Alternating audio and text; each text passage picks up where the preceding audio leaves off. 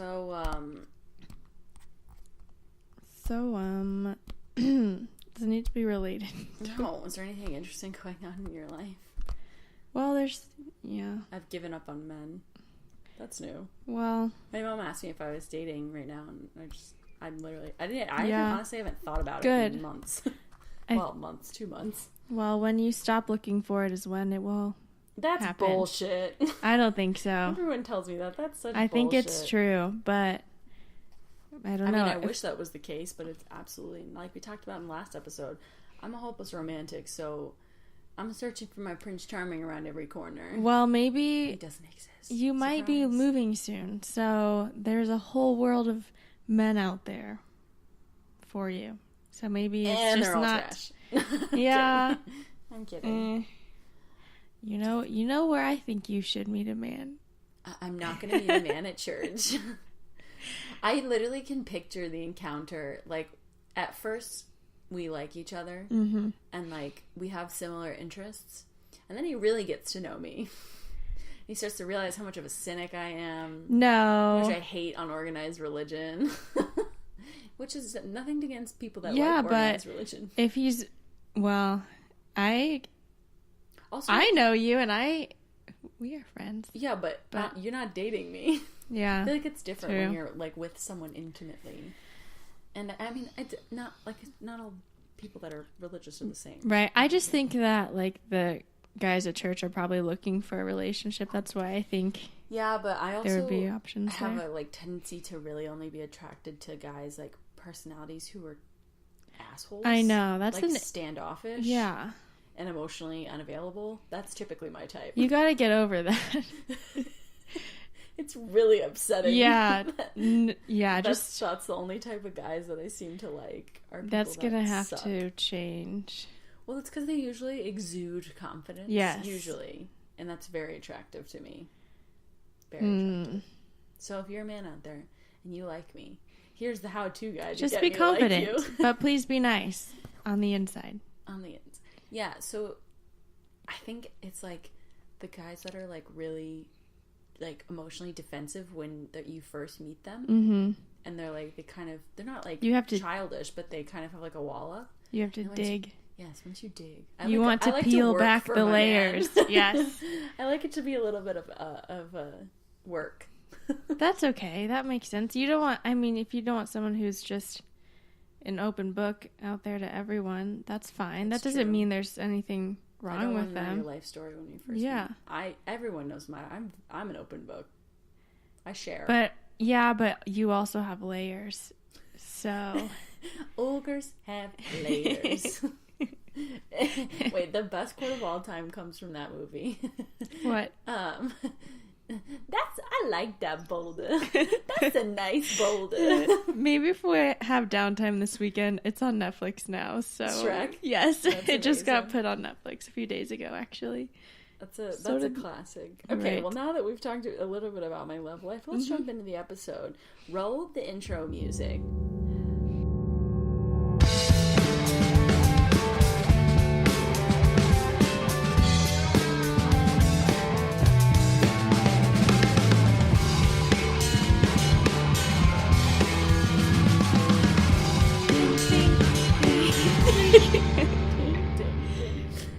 Okay, welcome back to Basic and Beyond. This is episode 8. Can you believe it? We've almost given birth to a baby. One more month.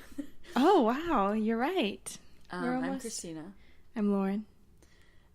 Today, we're going to touch back, if you remember the episode where Lauren talked about... This was the very first episode, I think. Was it the first? Yeah, I think so. The very first episode where I talked about... Oh, yeah, you were technically a guest on that episode. I was a guest. Now you're a co-host. I've been promoted.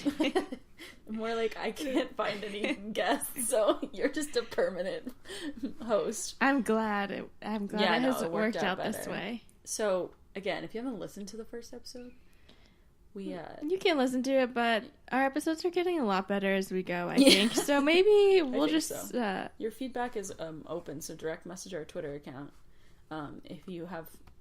positive or negative feedback. Yes, and if you like us, please leave us a rating on iTunes. Oh, yeah. Or a review. To say that, yeah. Oh, yes. And also, We are almost on Spotify. So we're not on Spotify yet, but we'll be soon. So like Lauren said, if you like us, give us a rating and a review on iTunes. That would be great. Yes. But the first episode we talked about passive income. And this was this kind of at the humble beginnings of your Amazon business? Yes, it was. Because, well, what month is it now? May. And this is our 7th month. Yes. Yeah. So this was in November? But, October? Yes. Yeah. Or November? Something like that. Yeah, so I just started Amazon in September, so this was very near the beginning. I'd like to say, for such a short amount of time, you are killing it, but we'll get into that. That's what we're going to talk about. We're going to, kind of like a look back and advice. A checkup. Yeah. Yes, a look back. You're doing a really good job with, your branding and, Thank you. What would you call, your seller profile? Because technically the 812 home is it's your seller. My store name. Store, is that what it's called? Store. It's evolving because when I started, I had no idea if I wanted to have a brand that was all related items or if I just wanted to sell random things that had no relation to each other. Mm-hmm. But I've now decided that I want to go more towards having a brand because I think it's just smarter business that way to have a brand. Context. If you didn't watch the first or listen to the first episode, excuse me. Explain briefly how selling on Amazon works. I started selling on Amazon through a program called FBA, which means Fulfillment by Amazon. So basically, I just learned all this online. I watched YouTube videos and I learned how to do product research on products that are selling well on Amazon and then find suppliers in China who will manufacture those products and do something to customize them or add value, something that will make them stand out against the other competition on Amazon. Then I import those to the Amazon warehouses, and every time someone buys one on Amazon, Amazon ships it for me, so I don't have to handle any of the inventory physically or the shipping or anything like that. Except for when you had to package all those bullet journals. Yeah, that was special circumstances. Mm-hmm. Normally I won't have to do that. That was because of You did your own little sweatshop. I did. My sister was working for me. It's ironic that she's Asian. I know. She did a really good job, though. So, So how's it going? So yeah, it's going really well. So you started with what did you start with? What was your first product? My first product was a set of stainless steel wine cups, which I own, and they're fabulous. Yes, and they're all right. And I like them. I'm not sure. Thank you. They're actually sales are picking up a lot right now. I think because it's summer. Mm-hmm. And they also did well at Christmas, which everything does well at Christmas. Right. Sales usually are double or triple at Christmas what they are the rest of the year. Mm-hmm. So I'm real excited for Christmas now that boop, boop. I'm always excited for Christmas. How have you evolved? What other things you saw? The second one was a letter board. So it's felt and it comes with plastic letters. How's that doing? Because that's very trendy. Yeah, it's very trendy. It's also hugely competitive now. Oh, Since really? I started, there were hardly any on Amazon. I actually got into them because I wanted one, and I noticed there was hardly any options on Amazon, Makes sense. Now there are a ton. So it's very competitive. Yeah. And so it's like... So don't go on Amazon and start selling letter boards. No, don't do that. And they're okay. They're pretty slow right now, I think, because they're so competitive, and I haven't done any marketing for them right now because I've been focusing on my latest product, which is... Do you not want to say? I don't know if I want to say. I'll say it. You can go follow my... Go follow the Instagram account. I love brand account. So this is my favorite one, but it's a bullet journal. And if you don't know what bullet journaling is, it's basically a combination of drawing and writing and tracking different parts of your life. So whether it's your schedule or like your moods. It's like a very personalized planner. Yes, you can put anything in there. And some people just draw pictures and some people just write. So it can be any. Mine is just scheduling. Like I have a habit tracker, but for the most part, it's literally just like my day schedules that I write out. But like you can get into like there's like Facebook pages for it and like many. I saw have you posted your information about your bullet journal on that Facebook page? So in bullet journal I'm junkies? In a lot of Facebook pages and most of them do not allow you to post links to your products if you own a store because they get a ton of spam. So it's understandable. But I'm in a ton of them to get inspiration. I do a lot of spreads and take photos for my Instagram page, which is at 812_home. You should follow it if you like bullet journaling. Even if you don't like bullet journaling, like the spreads are like very aesthetically pleasing. Thank you. I try hard. There are some people who are so amazing. I need to remind me to show you this account. She did a Harry Potter themed month. It was amazing. I wish I was more talk artistic. about this later, but isn't one of my spreads on your Instagram account? Yes. Yay. I like to share my customer photos on my page. But anyway, that's my favorite product. It's definitely doing the best out of any of the other ones, I think, because I learned a lot on the first two about what makes a good product and how to brand it and how to improve your product versus the others that are sold on Amazon. And I'm not going to go into specifics. I actually had one bullet journal account. Well, this one Instagram account reached out to me, and they will probably never listen to this. No. And they don't even know who I am. Yeah. Because I spoke to them through my brand account. Okay.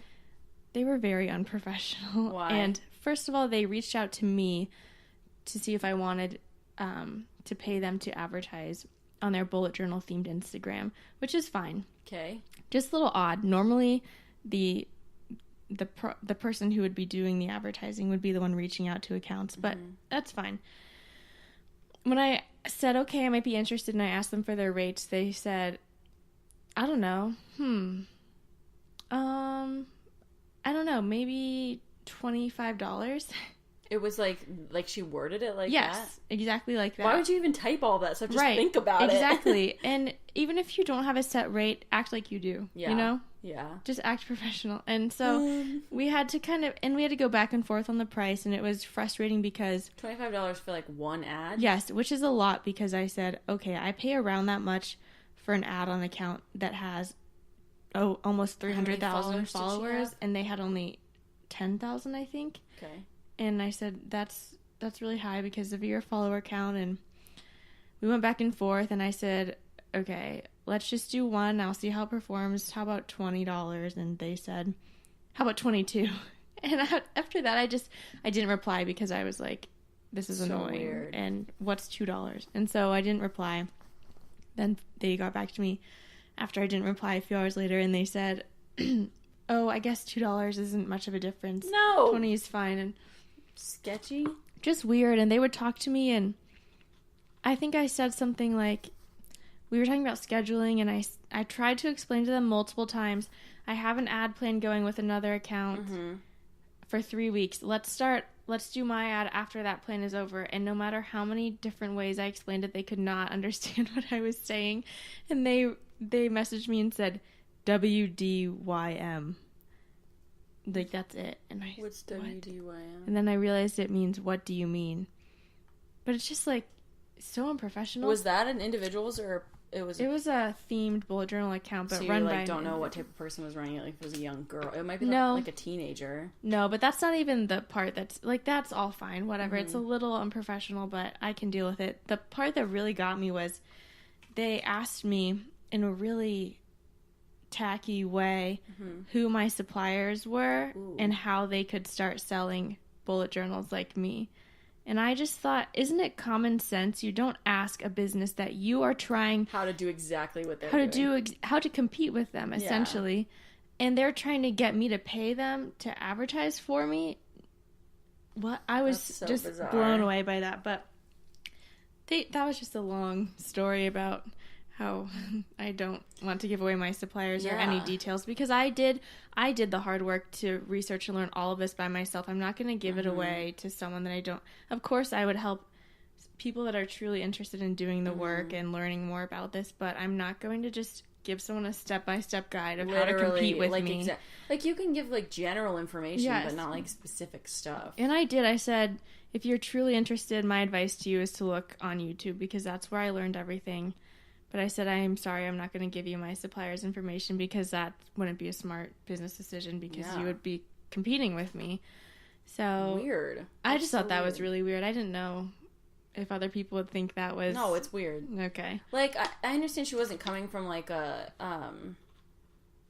vindictive or, like, shady place. It just, like, think through what you're asking well, before you ask it. It would have been different if it was just maybe someone, if